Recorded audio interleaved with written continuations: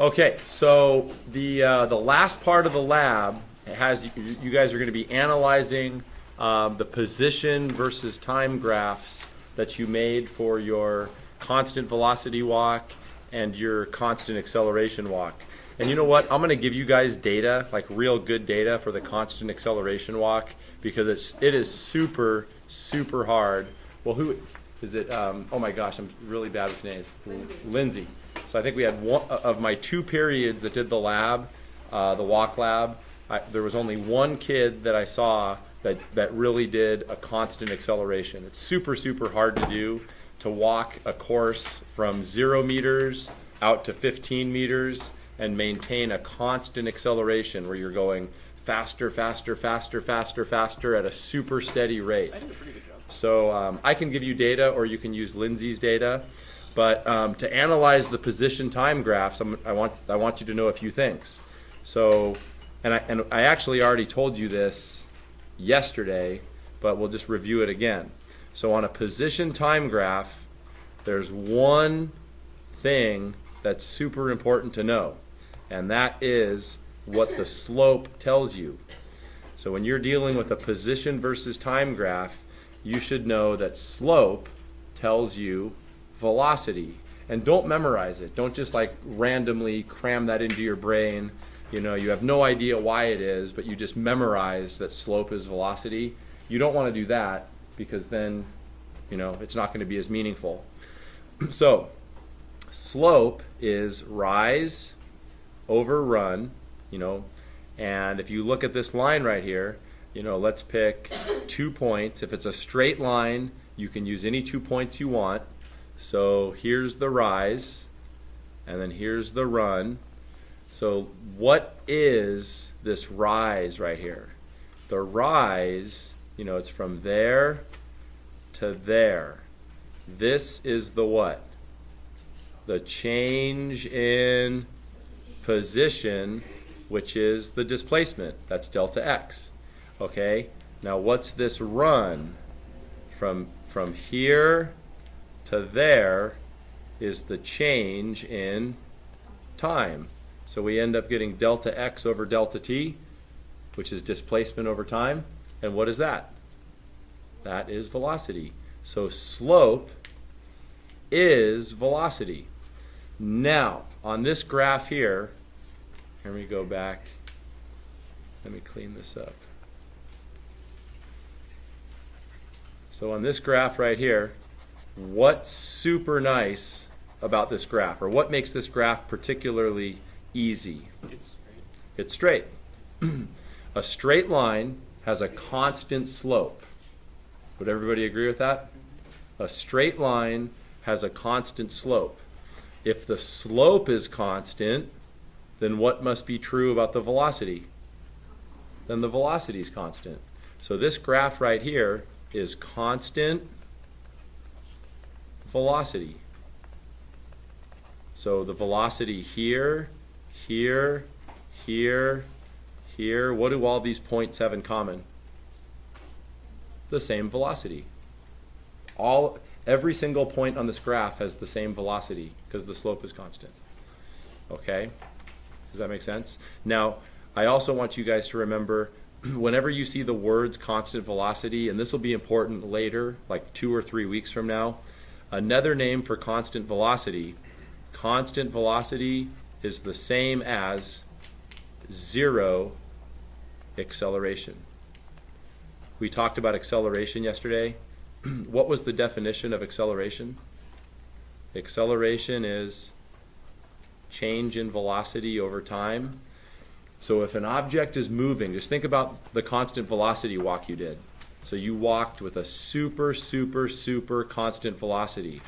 If you walk with a constant velocity, what is your change in velocity? 0. 0. There is no change in velocity, which means your acceleration is 0. You know? Like, look, I'll demonstrate it for you right here. Here's me walking with a constant velocity. Am I going faster, faster, faster? No. Am I going slower, slower, slower? No. Constant velocity is the same as 0 acceleration. Okay, now, you also did a constant acceleration walk, and you made a position time graph for that as well. Okay, so if you're walking, or if an object is moving with a constant acceleration, what's the object doing? It's going faster, faster, faster, faster at a very steady rate, right? So what would your position time graph look like if the object is going faster, faster, faster? Is it going to be like this? No, that was constant velocity. What will your position time graph look like if the object you're dealing with is going faster, faster, faster, faster? It'll be a nice smooth curve. So slope equals velocity. That's still true. If your velocity is getting bigger, what will be happening to your slope? It'll be getting bigger. So it's going to look something like this. Your position time graph, if you're accelerating, is going to be like this. It's going to go, it's kind of like that. The slope will be getting bigger, bigger, bigger, right? Like, look, what's the slope of the line down here? Pretty much 0. And then what's the slope here? It's bigger. What's the slope right here? Bigger. What's the slope up here? Bigger. The slope got bigger, bigger, bigger. You guys follow this? Okay, so final 2 thoughts. You need to be able to calculate. So there's two types of velocity. You're going to see average and instantaneous. So average velocity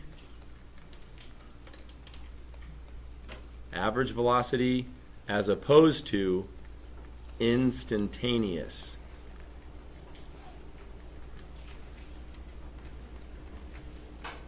So there's average velocity and instantaneous velocity.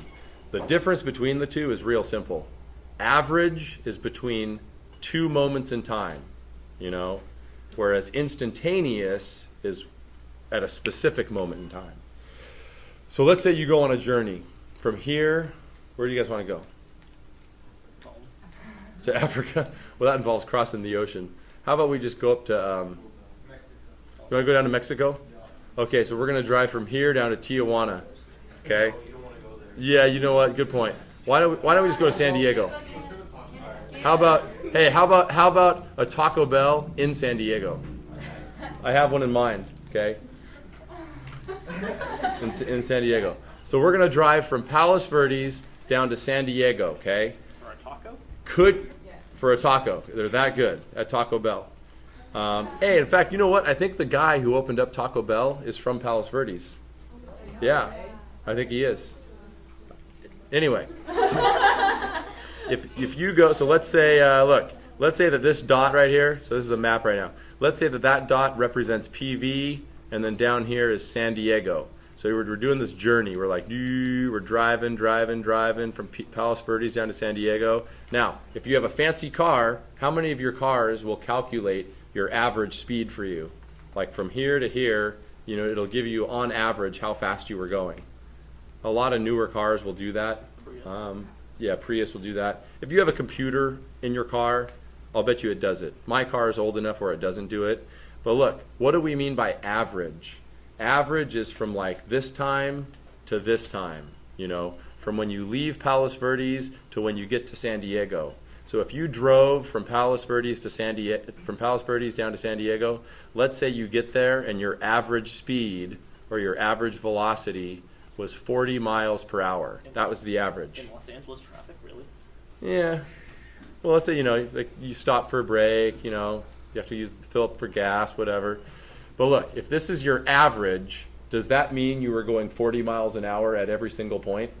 No. If you're talking about your speed or your velocity at a specific moment, then you're talking about what your speedometer says. Like your cell phone rings and, hello, and somebody's like, hey man, how fast are you going right now? And you look at the speedometer, oh, I'm going 65, right? That's your instantaneous. Instantaneous is how fast you're moving at a specific time. Average is from one point to another. Does that make sense? All right, so how do you calculate instantaneous and average velocity on a position time graph? So I'm going to show you. So for average velocity, let's say that you want the average velocity from the beginning of the graph, so right here. So how would you get average velocity from there to there? I'm going to tell you. Or can anybody tell me how you would do it? What's the definition for velocity? Change in position over change in time. The way you find the average velocity between 2 points is you connect the 2 points with a straight line, and you take the slope of that line. The slope of this straight line is the average velocity between those 2 points. Because it makes sense, because look, what's the rise? The rise of that straight line is what? The change of position. What's the run? The change of time. So finding average velocity on a position time graph, connect the 2 points with a straight line and take the slope. All right, now, how do you do instantaneous velocity? So let's say you want to find the instantaneous velocity at this point right there, okay? Not before and not after. Well, we don't have 2 points to connect here. If you're looking at a single point, we're not going to be connecting 2 points. So how do you find the instantaneous velocity at a single point? Well, you first have to draw in what we call, from math class, starts with a T, a tangent line.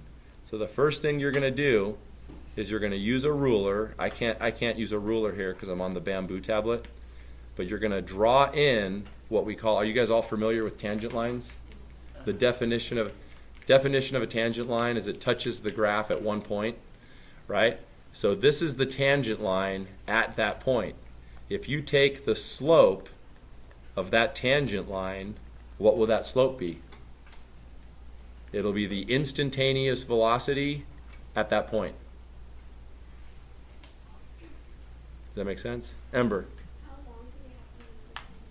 Oh, you don't have to make it, because if it's a straight line, you can use any 2 points you want. I mean, I could have made the tangent line longer. You could go boom like that.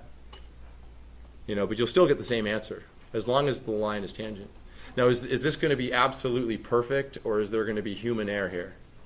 Human error, because you're drawing the tangent line with a ruler. So, one person may draw it a little bit different than the other, but it should be close, okay? Now, on the lab, look, and I'm almost done here. On the lab, let me just revert here.